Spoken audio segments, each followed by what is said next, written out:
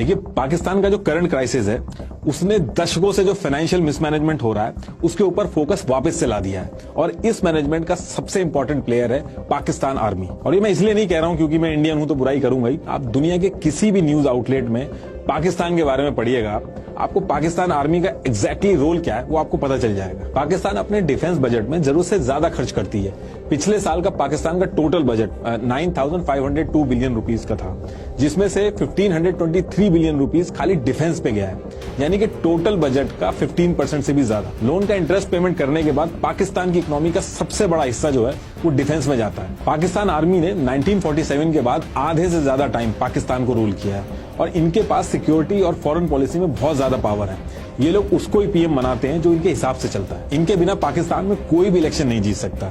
इसलिए आपने एक वो कहावत जरूर सुनी होगी, बहुत ही फेमस है पाकिस्तान आर्मी के लिए, कि जंग कदे जीती नहीं और इलेक्शन कदे हारे नहीं। ये देखिए, इतने सारे मेडल इन्होंने लगा रखे हैं लेकिन उन्होंने आज तक एक भी जंग नहीं जीती। पाकिस्तान की एक ऑथर है आयशा सिद्दीका, उनकी एक किताब है मिलिट्री आईएनसी। अगर मौका आपको लगेगा तो उसको पढ़िएगा जरूर।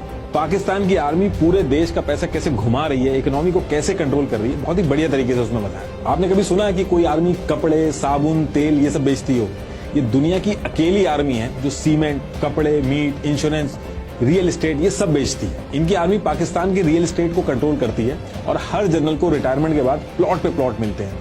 पाकिस्तान आर्मी की नेटवर्थ 1 लाख करोड़ से भी ज्यादा की है। इनकी आर्मी के अगर टॉप 100 ऑफिसर्स की वेल्थ का अंदाजा लगाया जाए तो 35,000 करोड़ से भी ज्यादा की वेल्थ है। इनके बच्चे सब बाहर पढ़ते हैं, यूके में इनके घर हैं, जबकि एक आम पाकिस्तानी ये सब सपने में भी नहीं सोच सकता जो ये लोग करते हैं। पाकिस्तान आर्मी ने फाउंडेशन और ट्रस्ट का एक नेटवर्क बना रखा है जो पाकिस्तान के अंदर सारी चीजें ओन करते हैं, जैसे फौजी, शाहीन और बहरिया फाउंडेशन, जिनको आर्मी, एयरफोर्स और नेवी चलाते हैं।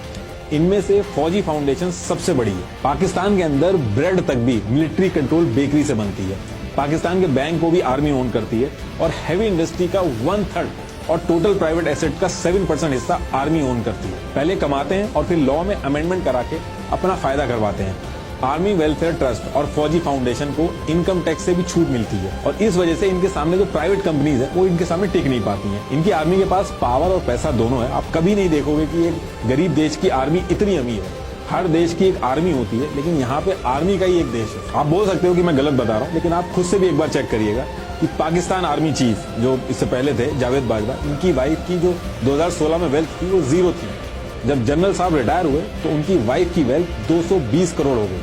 उनकी वाइफ इतने टाइम में ऐसा कौन सा बिजनेस कर रही थी कि उनकी वेल्थ इतनी हो गई? और अगर पूरी बाजवा फैमिली की वेल्थ को देखा जाए तो 1270 करोड़ हो गई। ये लोग ऐसा कौन सा खजाना खोद रहे हैं कि इनकी वेल्थ इतनी ज्यादा हो गई है? सैलरी जोड़ दो आप, उसके हिसाब से इतनी वेल्थ नहीं बैठती है, लेकिन उसके बाद भी इतना पैसा आ कहां से रहा है? आप थोड़ा सा भी कॉमन सेंस लगाओगे तो आपको पता चल जाएगा कि कुछ तो गड़बड़ है इसमें। लेकिन ये सारी चीजें क्वेश्चन तब हो पाएंगी जब मीडिया ये सारे क्वेश्चन लेके आए। लेकिन मीडिया और सुप्रीम कोर्ट वगैरह हर जगह इनका कंट्रोल है। मल्टीपल ऑब्जर्वर्स का ये मानना है कि अगर पाकिस्तान की इकोनॉमी को ग्रो करना है तो इकोनॉमी में पाकिस्तान आर्मी का रोल जो है वो खत्म करना होगा। लेकिन इस डायरेक्शन में अगर कोई छोटा सा भी एफर्ट होता है तो उसको वहीं पे फेल कर दिया जाता है, उसको वहीं रोक दिया जाता है, क्योंकि इसकी वजह से पाकिस्तानी बिजनेसेस ग्लोबली कंपटीशन में नहीं आ पा रहे हैं और इनका जितना भी प्रॉफिट होता है वो सारा आर्मी के जनरल्स, रिटायर्ड जनरल्स को ट्रांसफर होता रहता है। पाकिस्तान आर्मी पाकिस्तान के सबसे बड़े रियल एस्टेट डेवलपर है। इनके पास 50 से ज्यादा हाउसिंग प्रोजेक्ट हैं, जिसमें इस्लामाबाद में 16,000 एकड़, कराची में 12,000 एकड़ की जमीन है जो इनको पाकिस्तान गवर्नमेंट से फ्री ऑफ कॉस्ट में मिली है। हायर अथॉरिटी में कोई भी हो जो भी इनके हिसाब से नहीं चलता उसको ये लात मार के निकाल देता है।